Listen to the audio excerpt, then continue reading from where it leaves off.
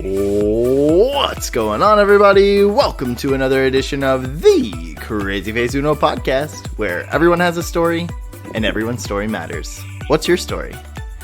In the midst of the COVID-19 pandemic, we want to let you know that we will be donating 100% of our sales and donations at CrazyFaceUno.com. That's CrazyFaceUno.com to the World Central Kitchen, founded by Chef Jose Andres. If you have not heard about the World Central Kitchen or Jose Andres, please check them out and learn more about the amazing work they are doing around the world. Together, it's how we defeat this invisible enemy.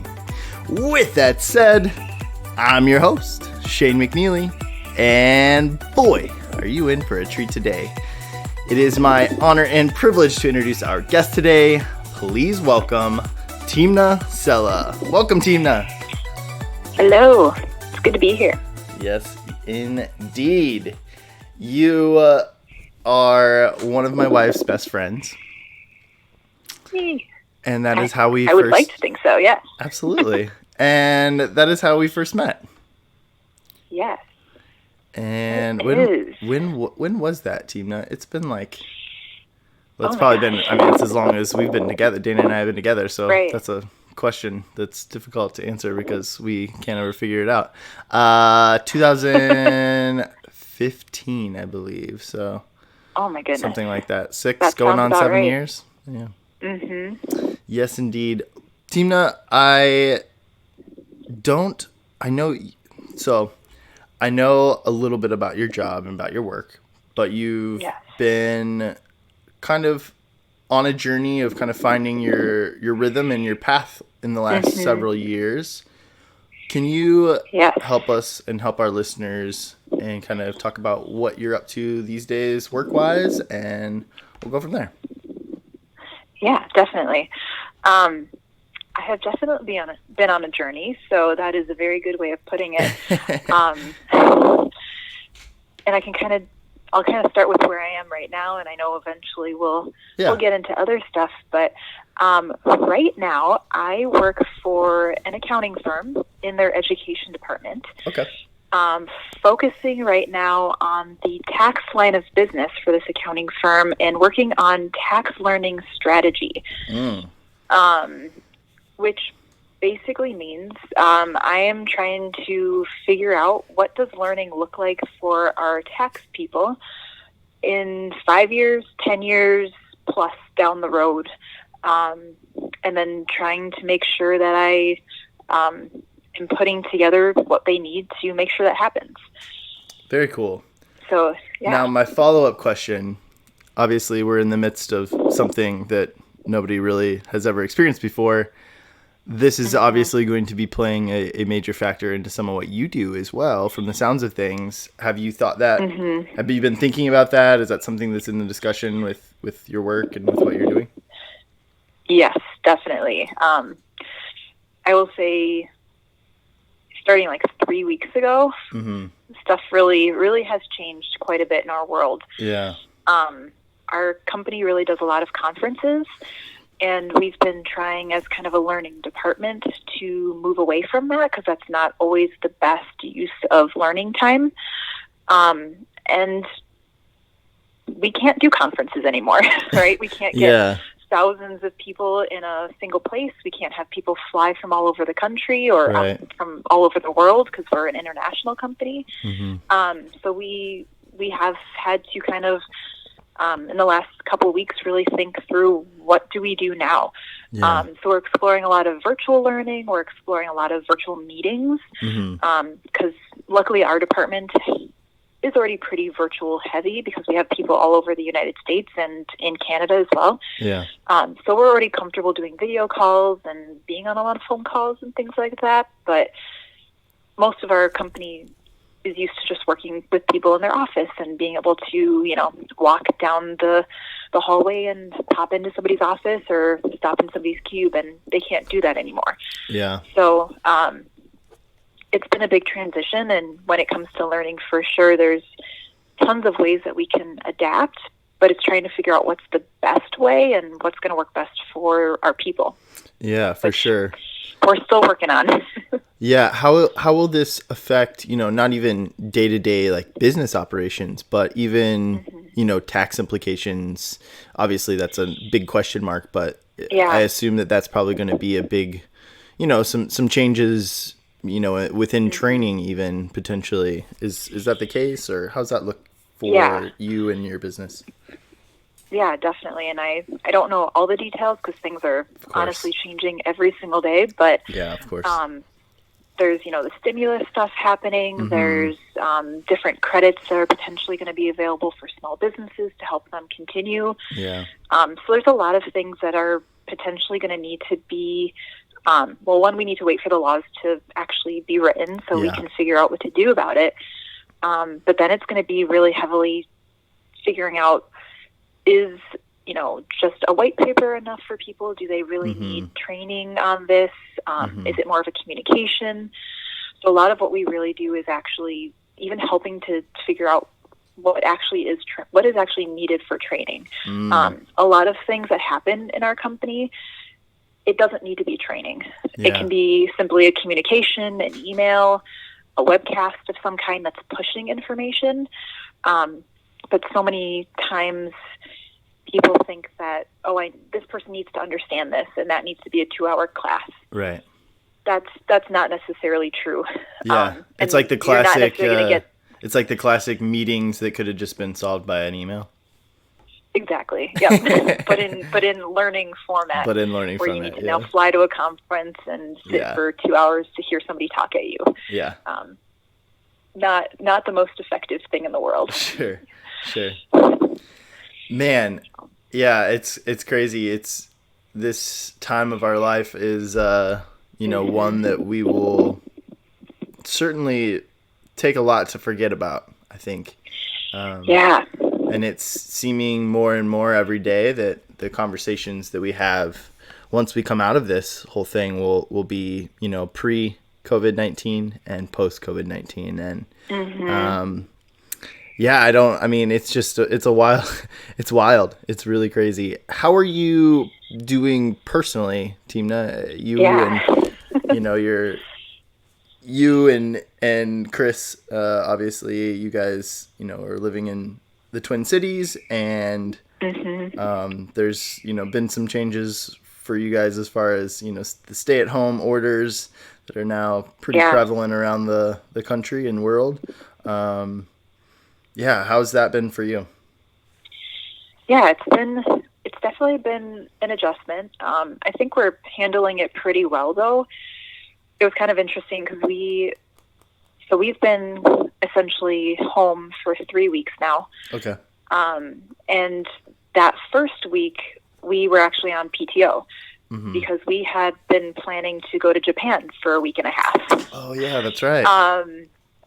And that obviously didn't happen. So we were able to kind of refund tickets and get hotels canceled, luckily. So that was great. Disappointing, but good that we were able to do that. Of course.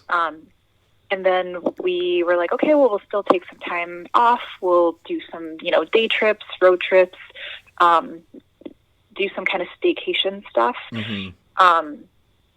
But very quickly it became, we really shouldn't even go out. Right. So surprise. So very quick. Yeah, it was kind of a relaxing time off, but it was also definitely strange. Yeah. Because we were going to the grocery store almost every day to see what could we find. Yeah. Because we, I'm sure like everywhere else had people that were hoarding, and just so much stuff wasn't available on the shelves. So we kind of had to go almost every day just to find the stuff that we would need for having food for a couple of weeks. Yeah. So we spent some time doing that. We did a lot of walks outside because luckily it was some good weather that week. And I've read a lot of books. We've watched TV and movies, played games, just trying to kind of keep ourselves occupied. Sane. But if you will. Yeah, exactly. Yes. Yeah. But I would say overall it's been going well. We live in a 2-bedroom apartment, so it's a little tight for both of us working from home, and it's definitely been an adjustment of I'm on phone calls a lot all day, and so now he's experiencing that. Yeah. And we definitely have slightly different working styles, so we're still kind of working through some of that, and just even finding space that's comfortable inside of our apartment. So I finally broke down and bought a desk and a chair, and because I've been working from our kitchen counter for the last 2 weeks, which hasn't been the most comfortable. So yeah, but it's been going okay. We've been cooking a lot more, which has been nice, baking more. And we've been trying to get some exercise in almost every day just to, again, keep ourselves sane and make up for all the movement we're not doing by being in the office. Absolutely. Yeah, it is a change. I know Dana and I are we're dealing with some of those same things. We now live in a 2-bedroom apartment as well. And, our spare bedroom, one of the big reasons, we got a 2-bedroom for the two of us is, one, we moved to Florida. So if you're listening, my wife and I, 8 months ago, around that. Man, feels like 8 years. Time flies when you're having fun. No. So we moved here, and we got the spare bedroom. Specifically, we have family friends that came and will be coming to visit us, in the future. And plus, it's just nice for, what I do with podcasting, and allows me to have a space for that. And then now it's been really convenient because Dana's set up her office at the desk and in the spare room, and that's where she works out of until I do podcasts, and then I kick her out and we trade places. But it's the same thing, and it's been kind of nice for me, to be honest. I've actually become a little bit more busy, just because there's more people's availability, with being home. Right. But it's really nice to have Dana around. I do feel a little cooped up. Even though it's more my norm than Dana's, but and most people's, but I starting to feel a little cooped. Yeah. Something about knowing that you're not allowed to go out makes you want to go out more. For sure. It really plays with your head. It messes you.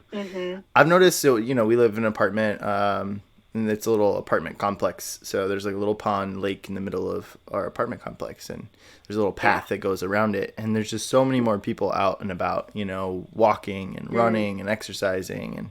And it's kind of fun. It's nice to see more people.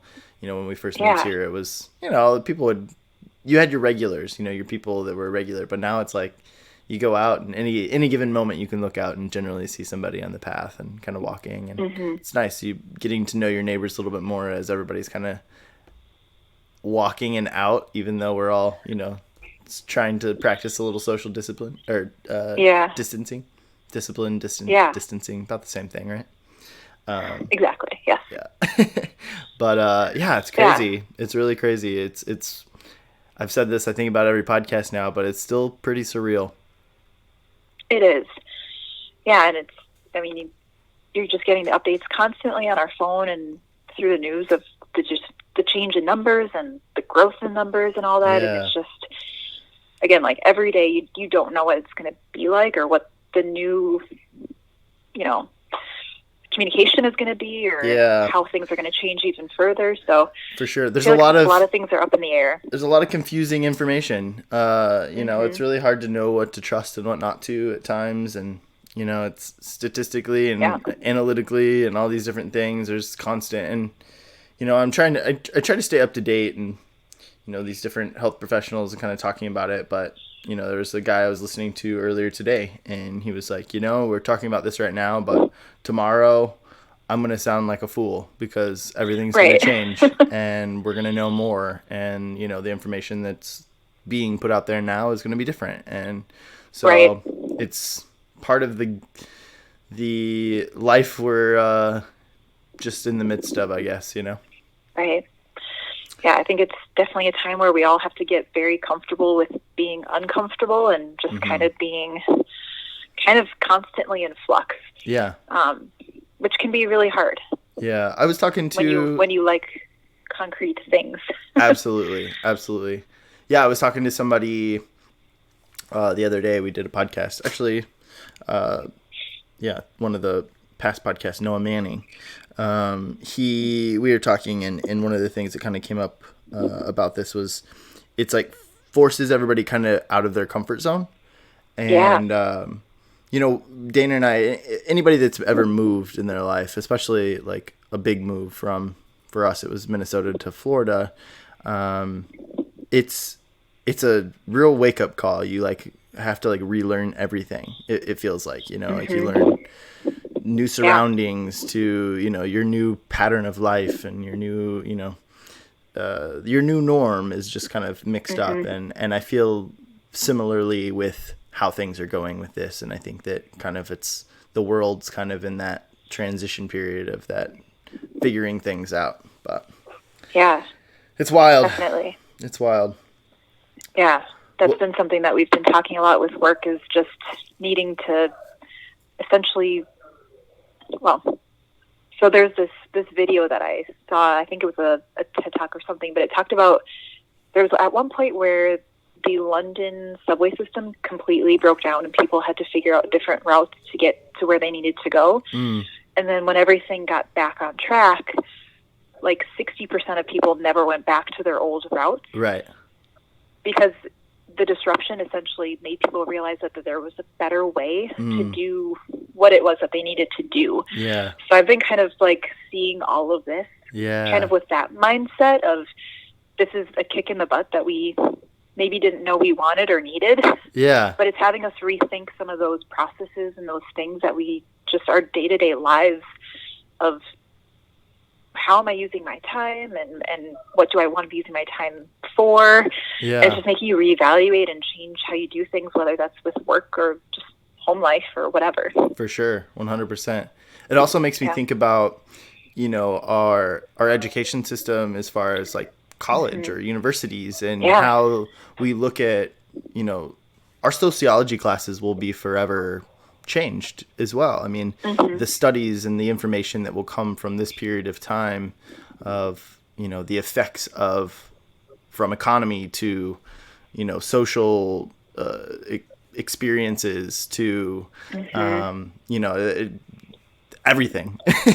Everything is kind of different. And it's just it's a really interesting look. The world's never been through something like this before. And so, at least to the magnitude that it is now, and the way it is. And so, everything's new, everything's different. And I think the way this is researched and viewed, and the information that will come of this, I think is going to be really interesting to see over the next, decade.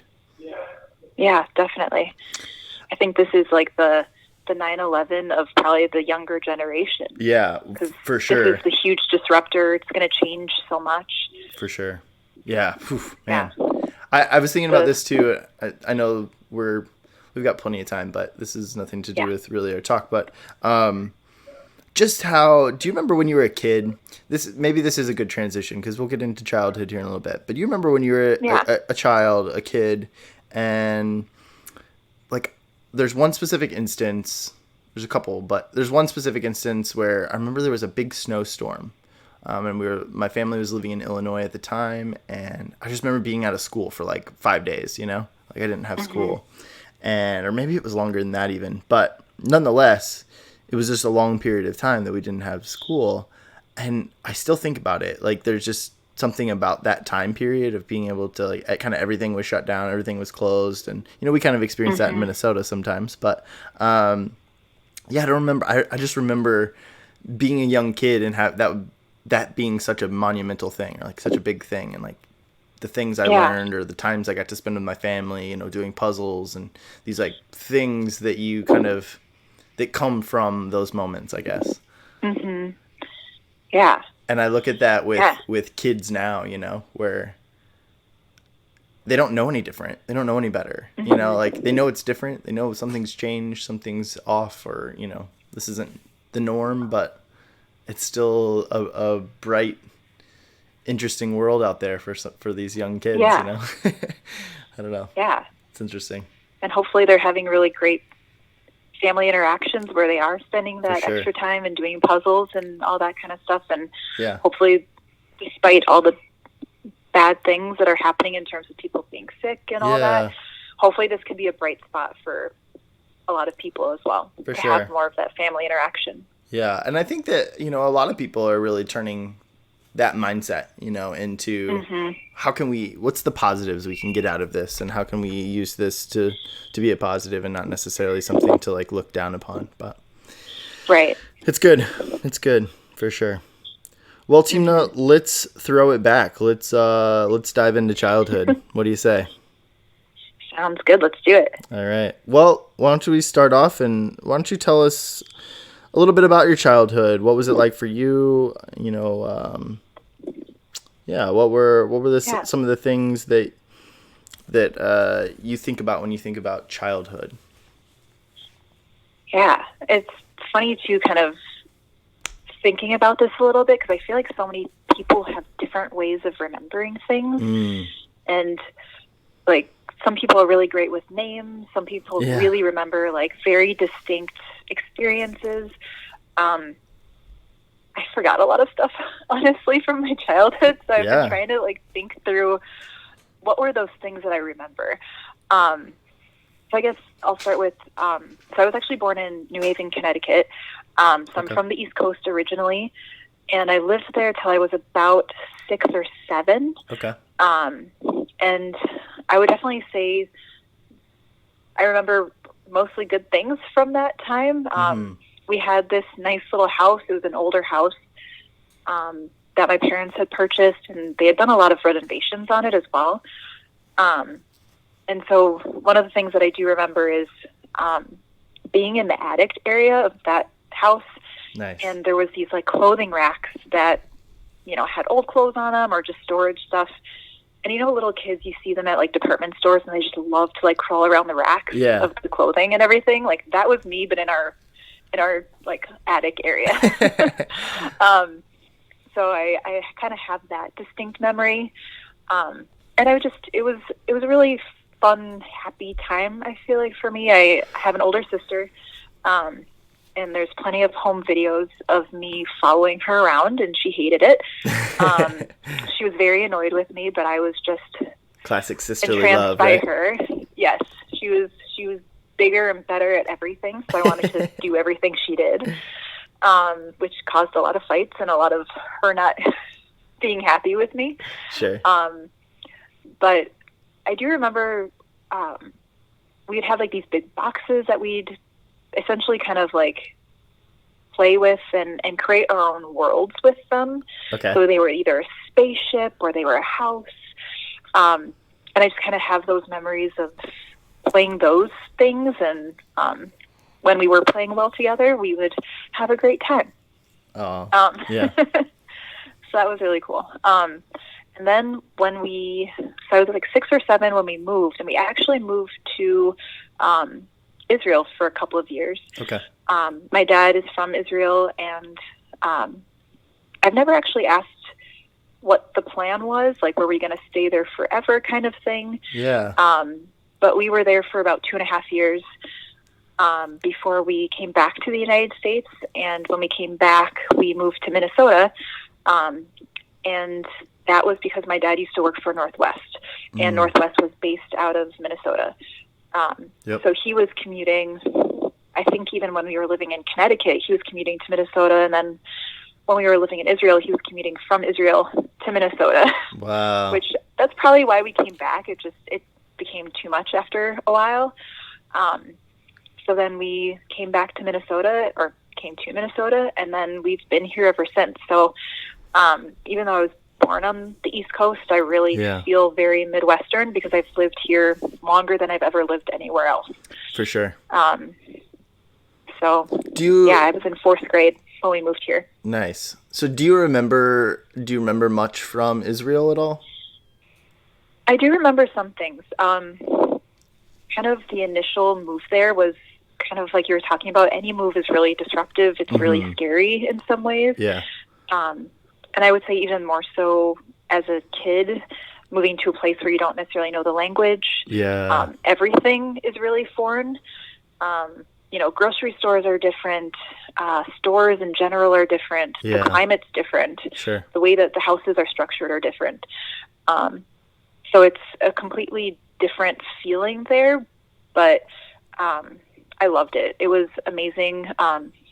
School was really cool there. I have some funny memories from classes there where we were doing like chemistry in, I lived there between 2nd and 4th grade. So it was Sure. probably like 3rd and 4th grade. We were already doing like chemistry things. Wow, that's crazy. Which is maybe not as common in the United States from what I understand. And, Yeah. like we, so where I went to school is, it's called the Moshav, which is basically kind of a farming community. Or sorry, the Moshav was next to it, but the school is on the kibbutz, which is kind of like a agricultural farming community that also housed a school. Okay.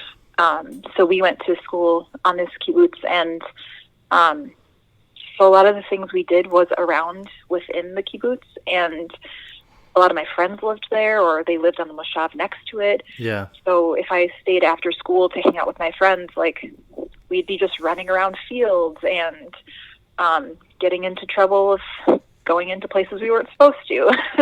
Sure, and sure. things like that. Classic kid stuff. Yeah, exactly. Yeah, gotta have fun. Exactly. Do you speak any of the language? I do a little bit. I've definitely forgotten a lot, and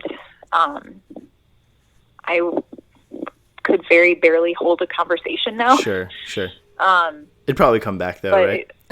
Yeah, and we've been back a couple of times, and it does come back pretty quickly, but it is kind of weird and a little bit embarrassing sometimes when you're trying to think, like, how would I even say this? Yeah. And then you realize you just don't even have the words anymore. And I took French and Spanish at different points in my life as well, so then they'll mix those in there. languages kind of fill. Yeah. And so I need somebody who speaks all the different languages to some extent that I do, so I can have a conversation using all 4 languages in the same conversation. Sure. Did your parents, is it Israeli? Is that the language? What is the... Hebrew. Gosh. Hebrew. I know that sounds like that's an ignorant question, but... That's, a lot of people don't know, Yeah, I don't know why that didn't just pop in my head. Which, Hebrew is also interesting because it was originally not a spoken language. Or it was only a spoken language. Is that correct? Okay. I honestly don't know. One way or the other. There's one of those. We're going to stay off that topic because clearly I'm not informed enough either. Neither am I. Yeah. I took, which is completely different. I took biblical Hebrew in college. Couldn't tell you a lick of that. That was a tough one. That was one of those classes that happy it's done, happy it's over. Very difficult thing to learn, and I didn't do a very good job of learning it. It's a completely different alphabet. Yeah.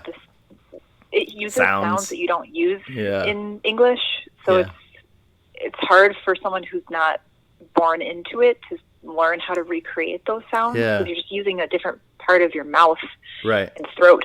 Well, and the letters, make some of those noises. Yeah, the letters are even different. I mean, it's not quite the same as like Chinese characters and kind of understanding that, but you're kind of flipping the script on your brain in some ways sometimes. Yeah, and it's written backward. Right to left instead of left to right. Yeah.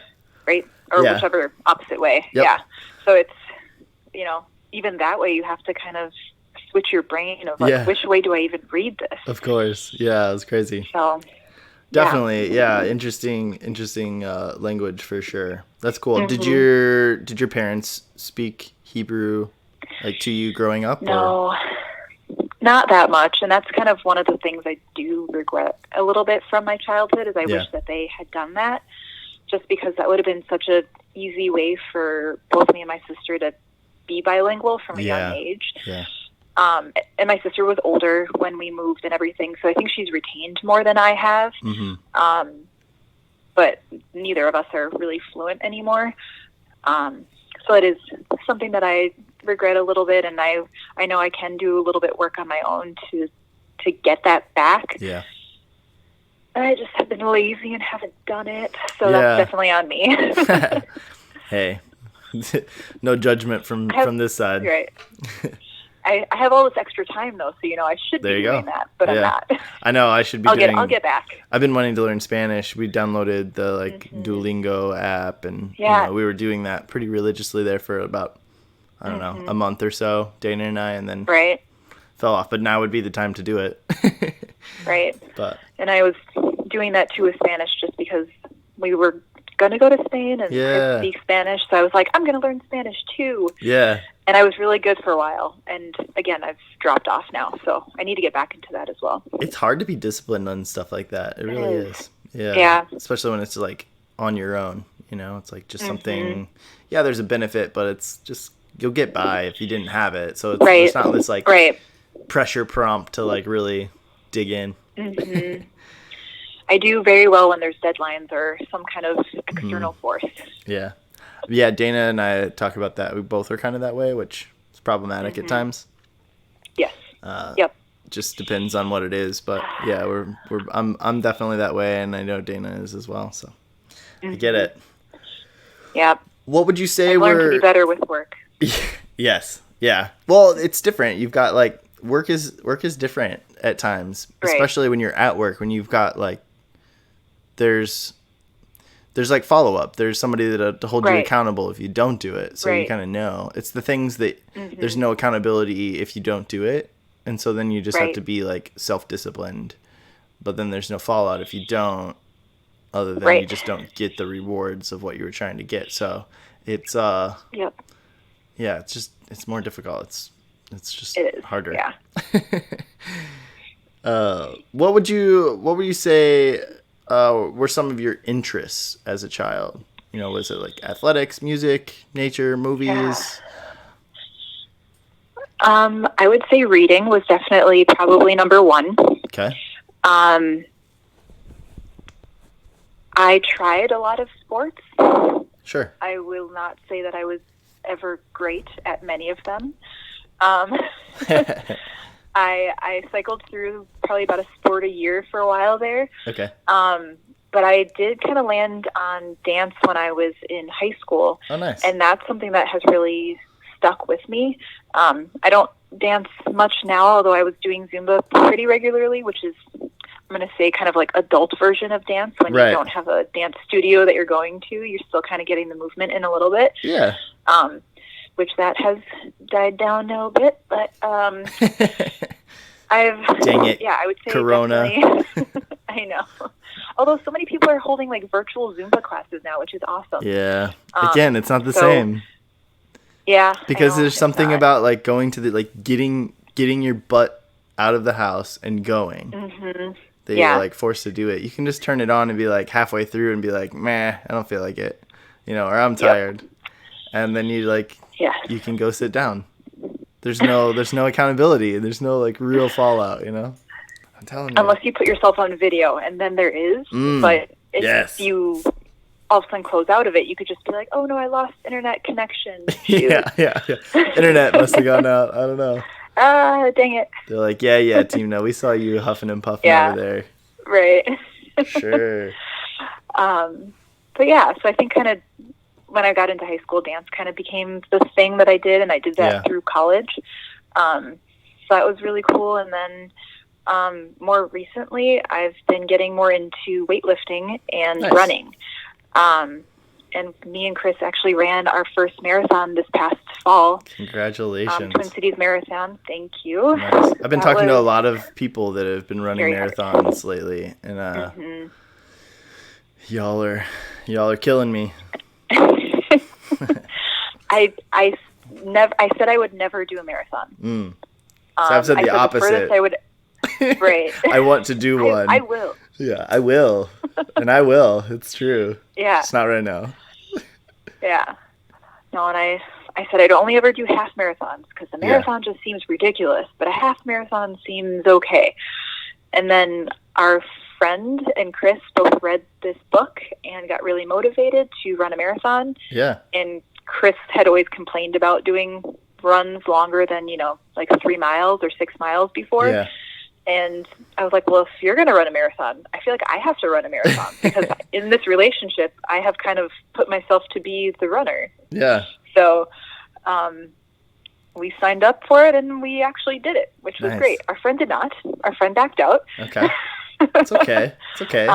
2 out of the 3. Which was funny because we were like, we're going to all do this together. And we signed up and texted him and he's like, yeah, no, I'm not going to do it. And we're like, we already paid the money. I know. How was it? What was first off, what was the book Chris and your friend read? It was by David Goggins. Okay, that's the one I was expecting. That one did the same thing for me. I was like ready to go. Yeah. Can't Hurt Me? I think that's what it is. I'm trying to remember what the name of it is. I think so. Yeah, I believe that's it. I don't think he's written any other books, but if anybody listening, I highly encourage you to go check it out. There is also an audio book, and it's very different than any other audio book you've ever read or listened to. I actually listened to the audio version, and in between each chapter, him and the narrator, reader, they do kind of like a short little 10-15 minute podcast, and they kind of discuss what went on in each chapter or in each little section, which was really fascinating, really interesting. You get a little more it's not in the book, I don't believe. It's just the audio version. So fun little fact. But go check it out. Can't Hurt Me, David Goggins. Don't be offended by the language. Understand it's a hard hitting, straightforward, no bullshit type of book. So it's awesome though. If you want to get encouraged and get motivated to be to do more than what you've maybe are doing now. Ever thought you could. Yes. Read that book. Yeah. Yeah, there's some really good motivational things that he does to help himself kind of get through some of those tough things that he does. Yeah. And when I was starting to train and just getting used to running longer distances and running without walking breaks and things like that, I was definitely using his digging into the cookie jar and pulling out my reasons why I was doing this. So it was really, excuse the language, but it's a great book and a really motivating book. Yeah. Yeah, David Goggins. You can follow him on if you want an intro into him, go follow him on any social media, Instagram, whatever. Yeah. It's very much an intro into his mentality and mindset. There's another book called Living with a SEAL. He's a Navy SEAL, and so this guy, it's a whole nother book that's kind of David Goggins goes into this guy's home and life and kind of runs him through his lifestyle and mentality, and it's pretty cool. So that's another one that's kind of intro into the life of David Goggins and the mentality of David Goggins himself. Yeah, definitely. So, man, I love that. Yeah. That was interesting. I love that. I figured that was the book, knowing Chris and kind of being motivated for marathon, because I was motivated after that book to do the same thing, and I was like, okay. If he can do all these ultras on, and do this stuff on broken legs, I can do it. He's insane. I can do it too. He's insane. He is insane. Yeah, for sure. Yeah. How was it for you? What was your experience like of running the marathon? Yeah, it was. I feel like I mentally prepared for it pretty well. It was 5 or 6 months of preparation. We started training in April, May-ish time frame, and then the run was in October. Okay. So it took, I would say, that amount of time for me to feel mentally prepared, which a huge part of running marathon is mental. Yeah. Because your body's tired, you want to stop, but it's really your mental kind of grit pushing you forward for a good chunk of it. For sure. So I think that having all that time to prepare was great. I've kind of almost every year been in this cycle of I stop running in the winter, and then every spring I kind of have to get myself back in shape for it, at least lung-wise, because you just lose that lung capacity so fast. It goes away so fast. So cool. Yeah, so fast, which is so frustrating. Yeah. So I really was starting kind of running a mile was hard, right? That was where I was at when I started. But it's amazing how quickly you progress and how quickly you can really do more than you think you can. Yeah. And it's a lot of consistency. So it's, you know, if you were running 3 to 4 days a week, doing a long run every week. What would a listening to podcasts was huge. What would a long run look like for you? I think so I created like a 20-week training plan to kind of get me to race day. I think it started out probably about 5 miles as a long run. And then the longest long run we did before the marathon was 20 miles, which was about 3 weeks before the marathon. Yeah, that's crazy. So I just had a guy from college. I played soccer at Bethel, and he's now the head soccer coach at Grace College in Indiana. Yeah. And he is also training he actually wants to qualify for the London Marathon in the elite division. And he just did a practice marathon practice half marathon. And he did it in 1:17:25. It was a sub 5:54 per mile. Mind blowing, right? Mind blowing. That's like my time halved. I am definitely, at least for long distances, I'm like an 12 and a half minute mile. So by no means you need to be an elite runner to do it. Yeah, for sure. That's amazing. Right. That's awesome. So I'm in awe of people that can do that and be that fast. I just don't feel like my body moves that quickly. So he has to be under 2:45 for the full for a full marathon to qualify for the elite level. So yeah, he's and it has to be under 1:15, which it like breaks down. I don't know. He said under 1:15 for a half to qualify the time wise and crazy. Yeah, so check that out, Aaron Patrick. Him. Yeah, wow. Man, yeah, nuts. I can't imagine. Like I've ran a single mile.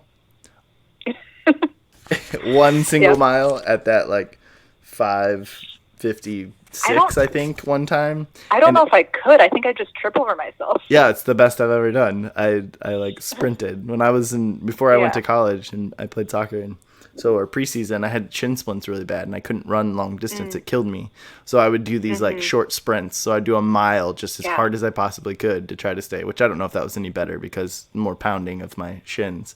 But I like beat that time I think I did it twice actually, but I was just like, whoa. And it was just a full on sprint, just as fast as my like little legs could possibly run. So, Right. Yeah. Can't believe that's it. Crazy. I feel like there's definitely like a body type that elite runners need to have to be able to do that. Cause I'm like 5'4", 5'5", something like that. I've got short little legs. Yeah. So I'm like, even if I tried, I don't think my body could physically do it. Yeah. Yeah. He's not much taller than me. So he's probably like 5'9", maybe. But he's, man, I don't know. I was impressed when I saw that he posted on his Facebook. Definitely. So I had to bring it up to him, but he said that and I was like, what? Like, are you kidding me? That's crazy. Yeah. Like, he ran 12 miles at 5:54 pace, like a mile. That's crazy. That's insane. It's insane. Yeah. Well, Timnah, let's get back to childhood a little bit. Do you remember? Talk about running forever. I know we could talk about so many different things. This is how it goes. Like anybody that's consistently listens knows. Like this is how it goes. This is the world of the CrazyFaceUno podcast. So, what did you say you wanted to be when you grew up? Do you remember? Ooh, yes. I wanted to be an astronaut. Nice. I loved space. I loved seeing like pictures of galaxies and different things like that. I was super in awe of all that. And my grandpa used to be really interested in that. So he'd watch like the different telescopes that kind of post online. Sure. So I think I got a little bit of that love probably from him. But I'm also terrified of just being in open space. So I probably wouldn't be good at being an astronaut. But if I could ever see like a galaxy up close, quote unquote, up close, that would be amazing. Yeah, so cool. I love that. I think that's one of my favorite questions that I have is like just knowing what people, because it's so interesting, especially in this context when we already know like what you're doing for work now. Yeah. And like we all had just the craziest dreams when we were little, Yeah. you know, like I deviated a little bit someplace. Yeah. I took a hard left. Hey, I love it. I think the harder left you take from childhood to now is fun. At least it's a good answer, Yeah. you know? Yeah, for sure. So, what if we move into kind of like adolescent time, middle school, high school time? How would you describe like who you were as a student? Ooh, good question. So when we came back to the U.S., it was in middle school. No. Yeah. Just kidding. That was elementary school. So I'm going to back up a little bit. No, you're fine. But when we came back, I, in some ways, feel like I struggled a little bit just because now I was back in a place where everybody spoke English. Yeah. And I had adjusted to everybody speaking Hebrew in school. Sure. And so it was kind of a confusing, probably first school year back. Yeah. And there was things I missed that people had done just because the curriculum was different. And so there are things that I jokingly still say that, like, I don't know U.S. geography super well because I probably missed that, and I don't know like Roman numerals. Yeah. Because that must have been covered while I was not here. So it's just like funny little things like that. So I think probably my first year or so, I maybe struggled a little bit. I remember reading a lot, and that was kind of my comfort because I could read and I knew what I was reading, and it was kind of easy. Yeah. What kind of books did you read then? Oh gosh. Do you remember? Trying to remember. There were a couple of books that I just would reread so many times. One was, I think, called A Girl in the Wall. Okay. And I don't remember who the author was, but I loved that book. And there was another one, I think it was called The Ear, the Eye, and the Arm. Okay. Which was, I like fiction. Yeah. Like so, young adult, were those like young adult fiction or no? Kind of, yeah. Yeah. Yeah, and so and I still love reading fiction, and I still love reading young adult books, which is probably something I have in common with Dana. Yeah. And one of the things we connect over. For sure. But yeah, I definitely reading was kind of my escape, and my parents would tell me to turn off the light a lot of nights. I remember that. I was reading too late, and I had to go to bed. That's a good problem to have, I think, as a parent. I'm not a parent, but it feels like a good problem to have. Like, you're reading too much, honey. Turn off the light. Turn off the light. Yeah, but when I got into middle school and then into high school, I would say overall I was a good student. By then I was more comfortable. I felt confident when I was in school. I've always really loved math and science, and also writing and history, so I kind of have those two sides that I really felt strongly in. So I was in more advanced math for at least a couple of years. Yeah. And overall, I think pretty good student. I did my homework. I went to school. I never really cut class or anything like that. I was involved in a lot of extracurriculars, especially in high school. I did a lot of school plays. I was in choir for a little bit. I was in band in middle school. Nice. So yeah, I'm very much like an extroverted introvert. I love being around people. And so whenever I had a chance to hang out with people and do things, I was always there as much as I could be. Yeah. I feel that. I feel like I'm the same way, even now. Like, yeah. I'm like, I like that. Like, I don't know, just having things like we don't need to talk. Yeah. We can just sit here. But as long as we're here together. Presence. Yeah. That's why I love having Dana in the house. Like, we have our little system. She opens the door when it's like safe for me to like pop in and be like, hey, what's going on? Or, but if she needs like privacy or she's got a meeting, she just shuts the door and we know. But I just like knowing that person's there. You know, Dana and I do that a lot, even, you know, throughout our relationship of, I'll be watching sports, in a different room, and she'll be watching whatever she wants to watch or reading a book or whatever, And yeah, I don't know. That seems like a good, healthy balance at times, Just that presence and knowing someone is in the same vicinity as you. Yeah, just reassuring. Yeah, for sure. Nice. Did you have a hard time kind of transitioning back to the States then? It sounds like you're an outgoing person, and anybody that knows you knows that's a trait of yours for sure.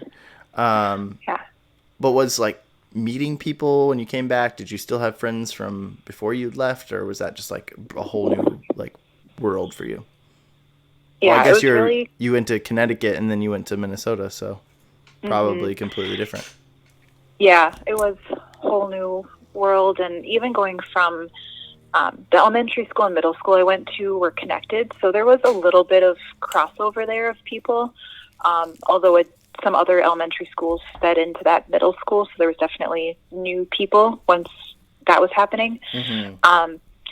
But we actually open enrolled to high school, so nobody I went to elementary school or middle school with went to the same high school I did.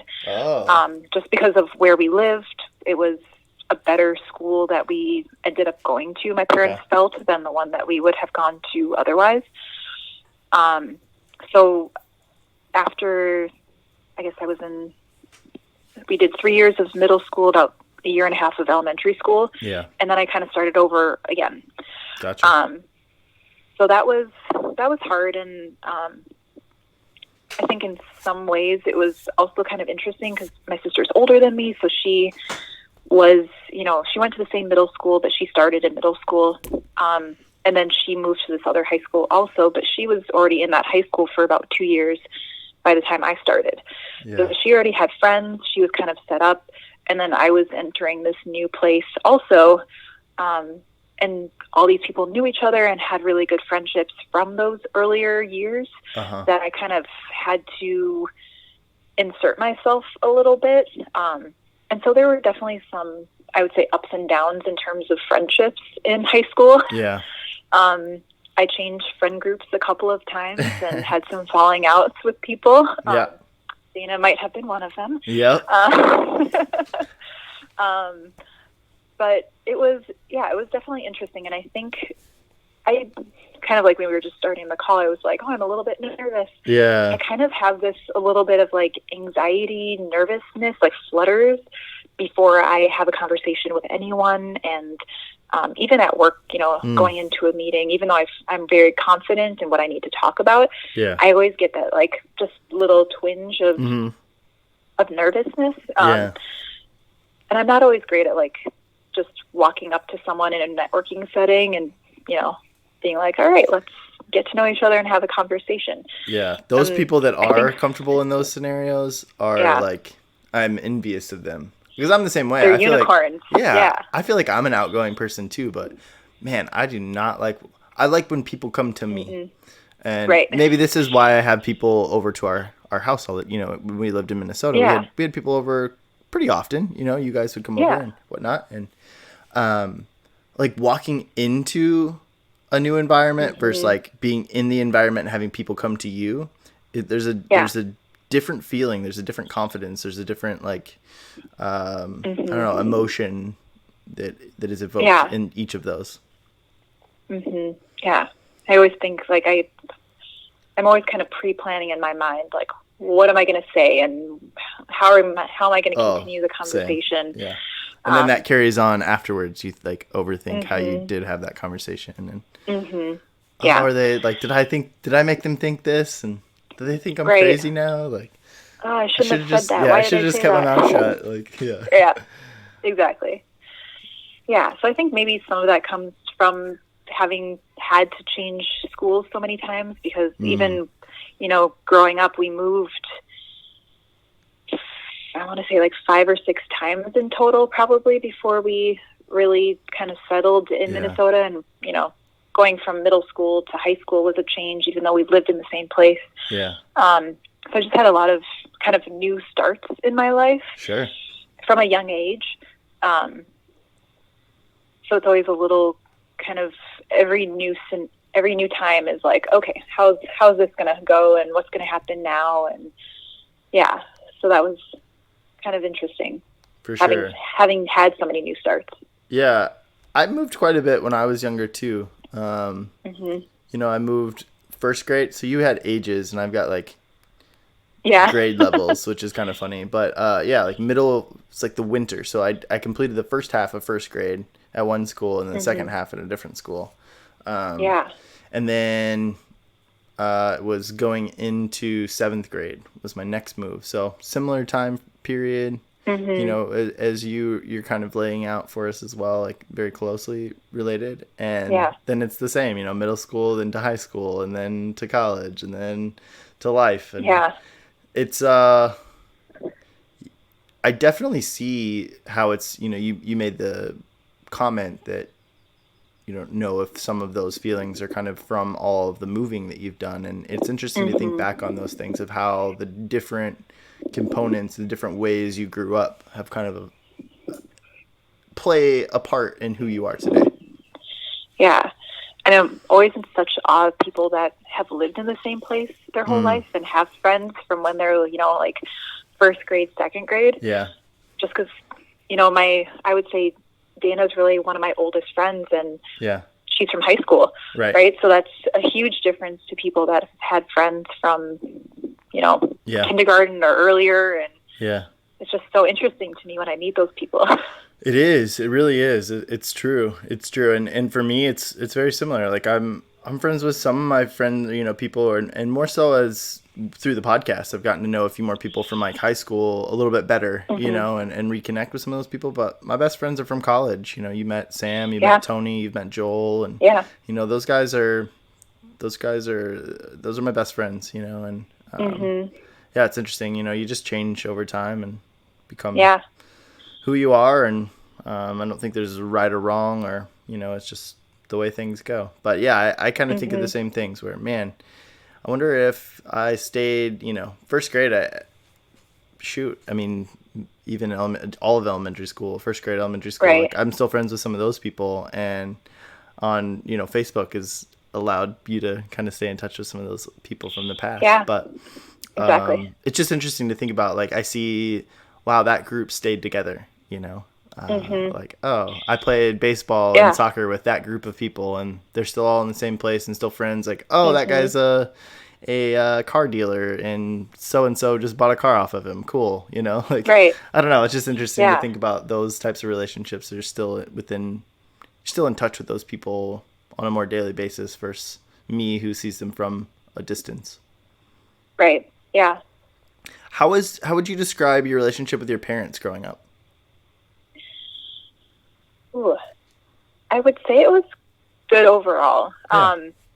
So it was, in some ways it was kind of different because my dad was a pilot. Yeah. So he was traveling a lot. And so my mom was really the one that was home more often and was kind of the more consistent parent at home. Yeah. And my dad, I don't remember his schedule when we were younger, but definitely when we were older, he would be traveling internationally. That's kind of the routes he was flying. So he'd be gone sometimes for 3 weeks at a time, back home for a week or two, and then back out for another couple of weeks.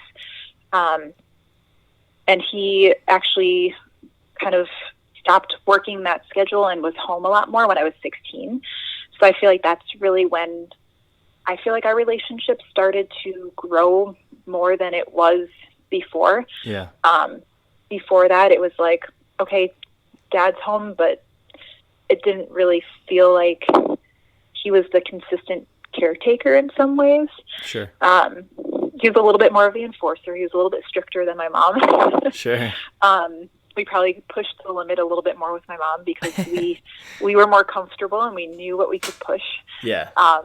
And that was less so the case with my dad just because we didn't have that closeness in the same way just because he wasn't always there. Yeah. But it's really interesting because now it's grown so much, and I feel like in general he's different, at least from my perspective, than how he was when we were younger. And maybe it is just that we're adults now, so he doesn't feel like he needs to be as strict and as firm about certain things. Sure. And we can be a little bit more playful and be more adults to each other. Yeah. Which is fun. That's awesome. Yeah, it is. It is. And my mom is just the sweetest. Yeah.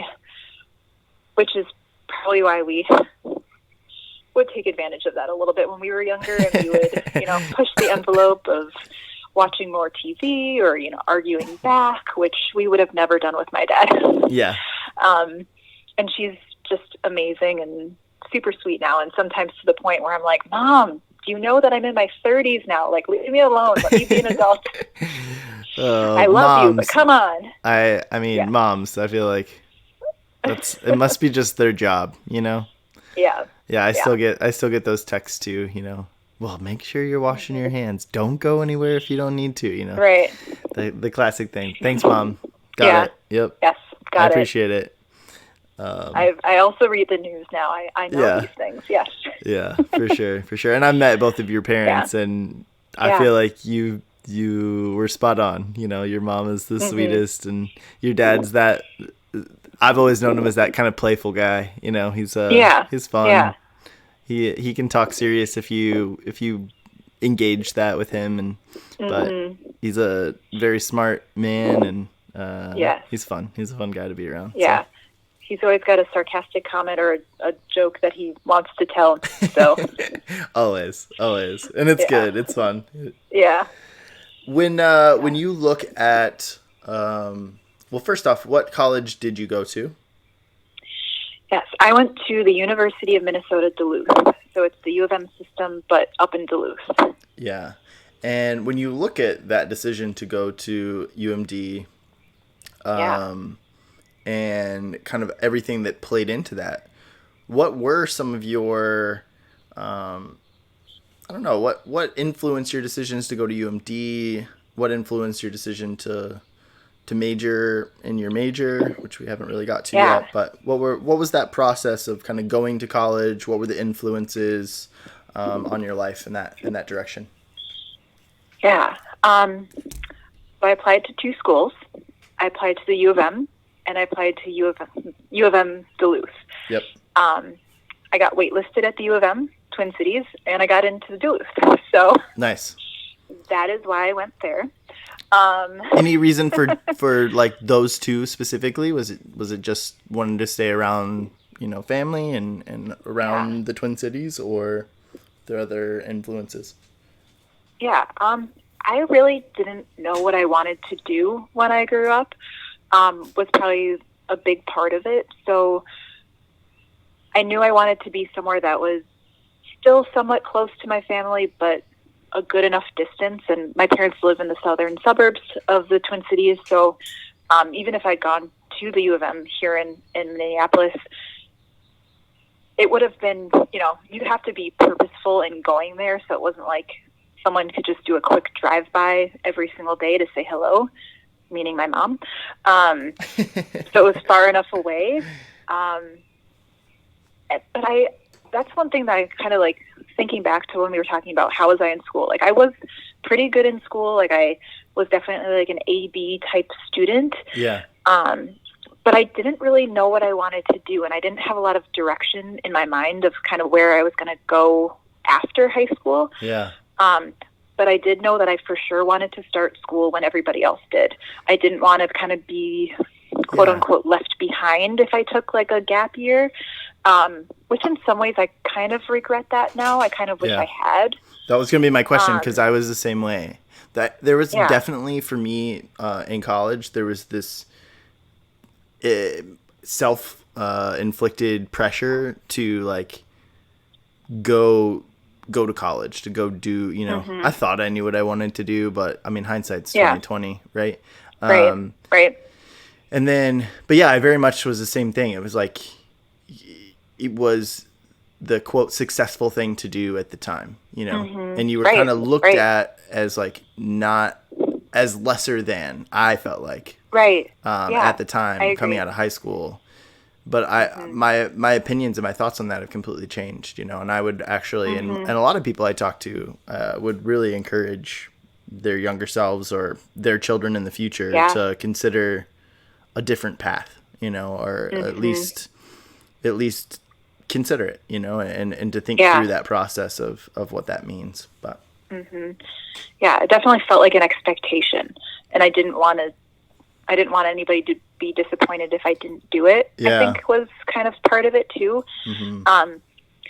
So, and when I applied for Duluth, even, they actually lost my transcript. So I was kind of talking to my guidance counselor about it, she knew somebody on the board in Duluth. And so so they lost my transcript, and they were like, okay, well, we've already filled fall, so we can put you in for spring. And that's kind of where a little bit more of that, like, no, I have to start when everybody else is, because if I'm a semester behind, that's not good. That would stress me out so much, though. I mean, I'm sure you were a nervous wreck. Yeah, definitely. And so my guidance counselor knew somebody there, and they were able to make kind of an exception for me and put me in the business school to get me in for the fall. So I was originally applying for just the liberal arts degree, kind of, I'll figure it out when I get there kind of thing. Yeah. But they didn't have any more room there, so they put me in the business school. And I was like, okay, I'll get there, after the first semester, I'll transfer out to liberal arts or whatever it is I decide I want to do, as long as I just get there in the fall. That was kind of like, I have to start when everybody else is. Yeah. And then getting into the business school, a lot of people in my family are accountants, and that's been very successful for a lot of people in my family. And my dad was like, well, this is a great opportunity, go to school for accounting. And I was like, well, I guess I don't know what else I want to do. So sure. Yeah. So I went to school, and I started, and I signed up for, business accounting classes. And I'm also kind of stubborn. So even though I wasn't great at it and I didn't love it, I still kept pushing myself to be good at it. And then, of course, that meant that I had to be kind of like the superhero of that and graduate early, because it's a 5-year program. Okay. And I did it in 4. Nice. So I did not take any extra fun time to do like a study abroad program, which I wish I had done, or me too. Gotten my master's as part of it, because that was an option too. And I was like, no, I'm just going to do it all in 4 years. I'm just going to take extra classes and be, on the accounting club team thing, like one of the officers, and I'm going to do dance, and I'm going to work, and. Yeah. So yeah. I don't. I get it. I mean, it's like busy in college. Yeah, I think. Do you feel like it's this? I don't know. Going to college, it's your first time on your own, and it's you haven't learned boundaries yet. And you've got a energy that seems to be everlasting and overflowing for the most part. You recover faster in the mornings, and that college range, the 18 to 23 or whatever it is. It's like, man, to be that age again, because I did the same things. I played sports, I was in school, I worked, and on top of all my school. I mean, there were days, specifically my junior year was my toughest year. There were days when I would be up at 8, 7:45, and probably threw some clothes on and made it to class somehow. And that was like an early class, and I didn't stop until 8:30. And we're talking. Yeah, I slipped. Maybe I may have slipped lunch in there, and I snuck dinner in there after. At like 9 o'clock, and then I still had homework to do. And it was exhausting. I'd go from school to work to practice to schoolwork again, and then get up and repeat the next day. And oh man, I literally can't fathom doing that today. I know. I was doing kind of the same thing. I just saw like a Facebook memory that it was like, been on campus for 11 hours and now time to do homework, or like something like that. And I was like, oh my God, what was I doing? Yeah. Yeah. It's crazy. Did you have anyone, throughout your life, I guess, it doesn't, not time specific necessarily, that was an inspiration to you, that influenced you, maybe a mentor or a teacher or, I don't know, a friend, anybody that was kind of someone you looked towards as a source of knowledge or wisdom, or had your back? Yeah. I would say overall, probably my dad, honestly. Yeah. He's extremely smart. He's extremely hardworking. I think a lot of my drive to kind of push harder and do more came from him. And of course now, hindsight 2020, I'm like, he probably wouldn't have been happy if he knew how much I was doing either, but I thought that was what I was supposed to do. Yeah. So I'd say him, and in some ways too, my grandpa, who passed away when I was in college, and he was also an accountant, so that, some of that came from there, but he was also just this amazing artist. Yeah. He played music all the time, so I have like a very good memory of when we were really little, dancing around to like classical music in their house, and he would just like sing along and like dance with us. So they were probably two people that I kind of kept in mind a lot as I was making some of those earlier decisions in life. Yeah.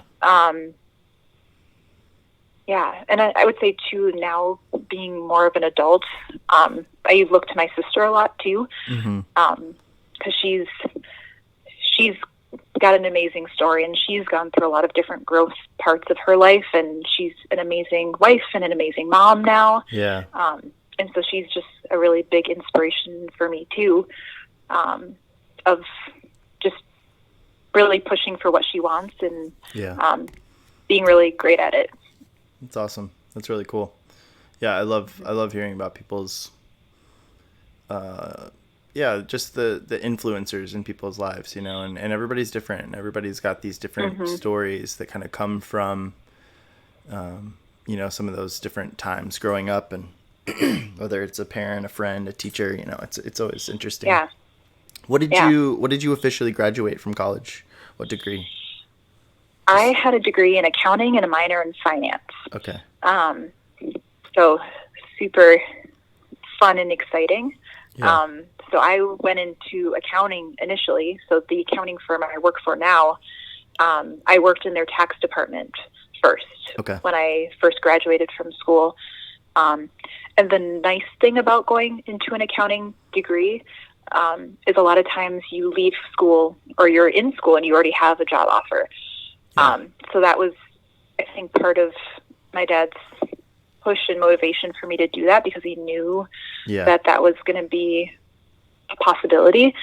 So I'm very grateful for that advice, despite maybe not doing that anymore. Yeah. But I think that was just a really great kind of learning for me, and definitely was a good life decision overall to go that way, even though I've moved from that. But Did you feel that you were ready to take on the world or start your career after college? No. Yeah. I'm with you. It was interesting because you graduate in May, and for a lot of accounting firms, you generally don't start till the fall. So I had, like a summer and a little bit of basically living at home afterwards, which that was a transition. Like I'm 21, 22, I'm back home now. Right. So that's really when me and Dana were kind of starting to look for places, because she was starting to work too, and I had a job coming up. Right. And we wanted to get out of our parents' houses. So we were kind of on the job hunt, and luckily found something kind of right before I think both of us started working. But I also, again, something that I'm like, why did I do this? The CPA, Certified Public Accountant certification or license is like a big thing in public accounting. And me being stubborn, I was like, I'm going to knock it out in that summer before I start working. Yeah. So rather than enjoying those last couple months of freedom of not having a job full time, I studied for, another 8 to 10 hours a day trying to pass these exams. And I was not successful the first time around. So it took me a long time to even get that certification. But again, being very stubborn, I just kept pushing and kept trying and eventually got it. But it was definitely a long path to get there. Right. And I'm sure that took the wind out of your sails a little bit too, not passing the CPA exam right away, which is, listen, if anybody has ever taken it, everybody knows, anybody that has taken it knows it's no piece of cake. It's a very, very tough, test and thing to prepare for. One of our past guests, AJ, and he was Dana and I and myself's former roommate at one time, and we witnessed him go through that whole process, and Dana got to witness you go through it as well. Yeah. She's had her fill of it, I'm sure. Yeah, we're very familiar. For sure. Well, bring us up to speed from kind of, CPA time to now. Yeah. So I worked in that public accounting firm, same company I still work for now, but I worked in that tax area for about 5.5 years. And then while I was doing that, I really realized that looking at the partners in the firm, that wasn't necessarily something I wanted to be doing when I was in my 50s and 60s still, to be working that many hours. And it's a stressful job. I mean, I would say accountants are probably up there with like lawyers in terms of work never stops. You're kind of working all 24 hours a day, 365 days a year, even more so during busy season. There was, weeks I was working 80 plus hours a week, and it was just really, really hard to maintain that after so many years. And I was also teaching our like new hire courses at one of the conferences that we would hold. And that was kind of the bright spot for me every year. That's something that I really looked forward to, and I felt it was like a break from my other job. And so when it got to a point where I was kind of getting burnt out and just really felt like I couldn't do it anymore, I reached out to someone in our learning department and asked if they had any openings.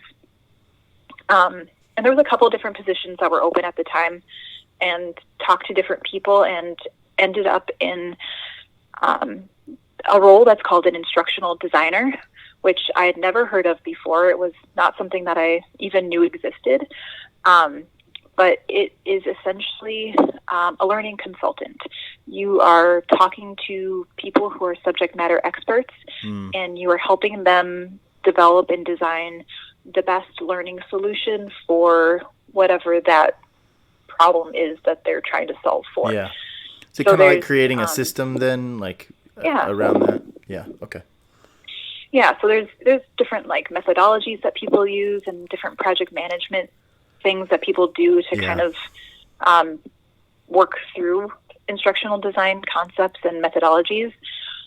And so I did that for about 3.5 years, and now I've been in my new like tax learning strategy role for about 3 months, I think it is, 2-3 months, something like that. Yeah. So this is a relatively new role, but it just felt like a nice way to connect my tax background with this new learning consultant background that I've gained over the last couple of years. Yeah, for sure.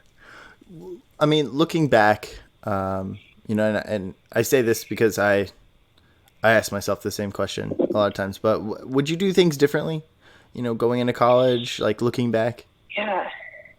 I don't think I would, honestly. Yeah. I was kind of thinking about that a little bit before and kind of thinking through some of the things that you might be asking. And that was like one thing I just kept coming back to was, even though there are things that I'm like, why didn't I do that? I think by doing what I did got me here. Right. And I'm really happy with where I am right now. So I don't want to have changed anything, because then I might not be where I am. Yeah. So despite all those mistakes I feel like I made, maybe, I'm really happy with where I am, so I wouldn't change it at all. Good for you. That's awesome.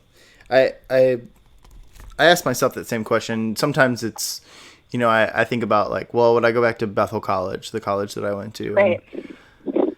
And, I mean, if I could take everything I have now, the relationships and the knowledge I have now, and go back and like not lose any of that, I would totally go somewhere different. However, that's a unrealistic idea, And I think I would change majors 100%. I wouldn't major in adolescent studies and youth ministry, but I would probably still go to Bethel, just because of the relationships I built and those relationships and those experiences I was able to have. I think were very foundational and true to who I am today. Yeah. And but yeah, I don't know. It's an interesting question to ask, and I love your answer. Just because I think, man, our experiences throughout life are what lead us to who we are today. It's the base knowledge that we have that we go off of and use every single day in our day-to-day life of just navigating the world that we live in.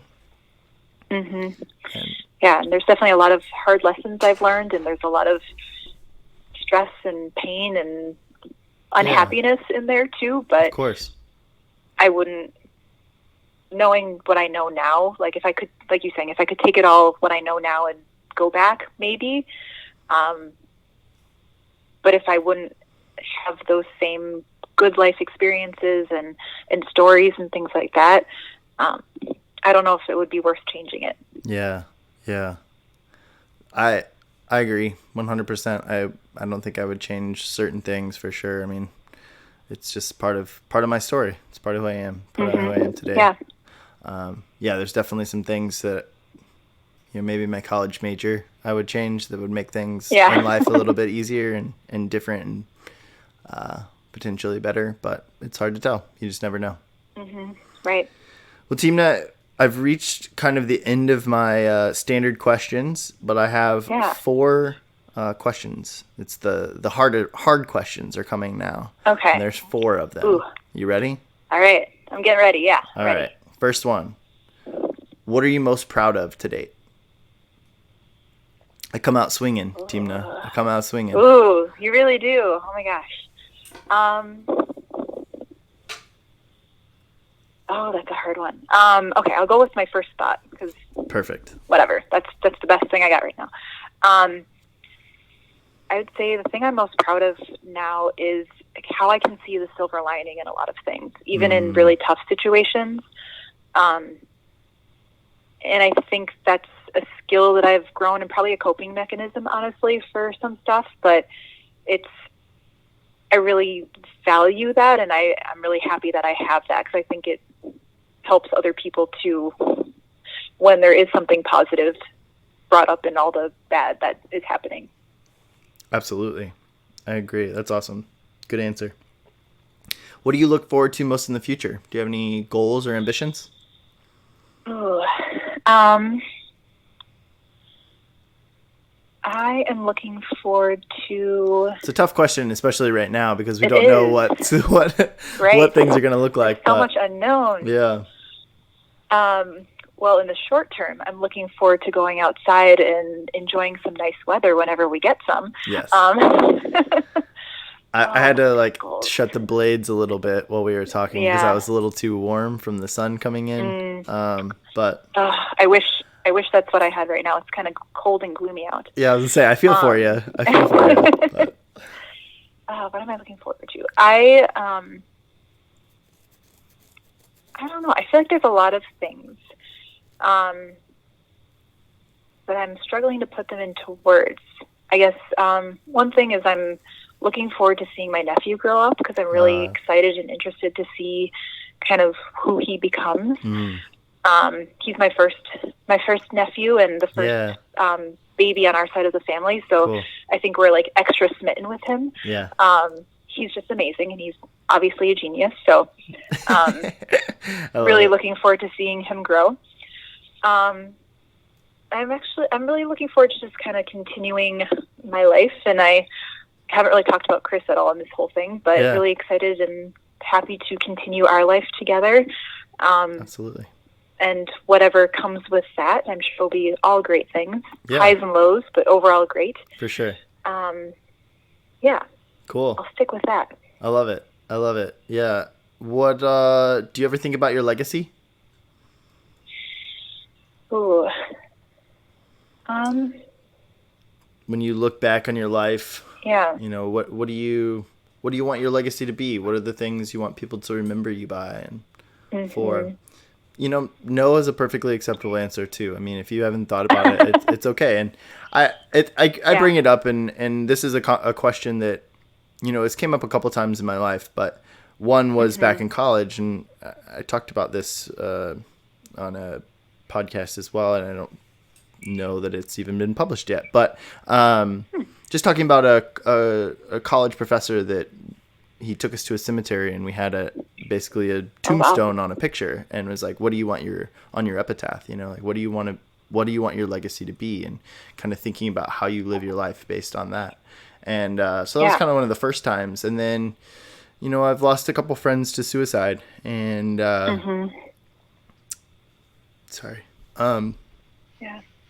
you hear people talk about their legacy and you know, the impact they had on people's lives, and it's really made me like reflect and think about what that is, and kind of like how I want to live my life, you know, and what I want people to remember me by. No, that's a great question, and I think that's something that is probably great for all of us to think about a little bit more, because that might influence our actions, and we might think a little bit more closely about what we're doing. For sure. I would love for my legacy to be that people felt comfortable coming to me if they needed something, and that I'd always kind of help them see the good in whatever situation they were in, and kind of be a point of kindness and happiness for them. I don't know if you've noticed, but I try to find humor in a lot of things. So I try to make jokes and, you know, be light about a lot of stuff. For sure.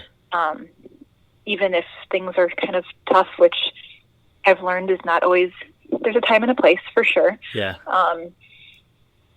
But I guess that's kind of what I would hope, is that, finding the silver people lining. Help them find the silver lining, and if they needed, you know, someone to listen to them, that I was there. It's beautiful. I love it, Timnah. Thank you. Looking back, last question here. Looking back, what advice would you tell little Timnah? Ooh. I told you, these are the tough ones. I saved the tough ones for the end. These are the tough ones. Yeah. I let you, you know, I break down all your, you know, those walls you build up in the beginning, and then I hit you with it at the very end. Really do. It's like the 1-2 punch. Yep. I think I would have told myself to stand up for myself a little bit more from a younger age and speak my mind. I've, for a long time, been a very much like go with the flow kind of person, and haven't always had a strong opinion about a lot of things. And I still am like that, but there are definitely things that I have stronger opinions about now, and I do feel more strongly about certain things. And I feel like it's a skill to an extent. So I wish that I had flexed that and done that more from a younger age. For sure. Cool. Timnah, this has been fun. It has been. Thank you so much for having me. It's been awesome. We've got just a short amount of time. Anything you want to leave us with? Wash your hands. Yes. Be kind to one another.